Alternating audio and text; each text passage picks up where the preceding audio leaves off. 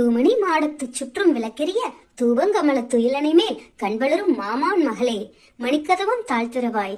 மாமீர் அவளை எழுப்பீரோ, உம்மகள்தான் ஊமையோ அன்றி செவிடோ, அனந்தலோ ஏம பெருந்துயில் மந்திரப்பட்டாலோ, மாமாயன் மாதவன் வைகுந்தன் என்றென்று நாமம் பலவும் நவென்றேலோ ரெம்பாவாய்.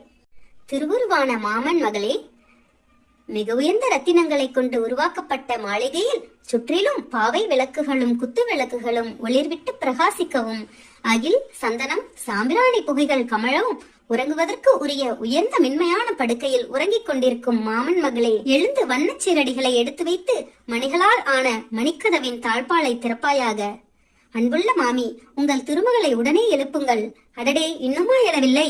உங்கள் செல்வ மகள் வாய் திறந்து பேசா ஊமையோ, எது கூறினாலும் காது கேளாத செவிடோ, அல்லது சோர்ந்து கிடக்கிறாளோ, எழுந்திராமைக்கு காவல் கொண்டாளோ, அன்றி இப்பெருந்துயிலின் மந்திரத்தில் கட்டுப்பட்டு கட்டிலில் கட்டுண்டு கிடக்கிறாளோ?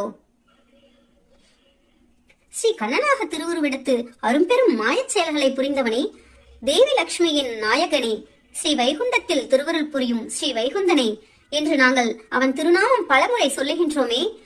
மாமி, மாமாயன் மாதவன் என்று கூறி அவளை எழுப்பி விடுங்கள் என்று ஸ்ரீகோதை தன் தோழியின் அருகே உள்ள மாமியிடம் விண்ணப்பிக்கின்றாள்.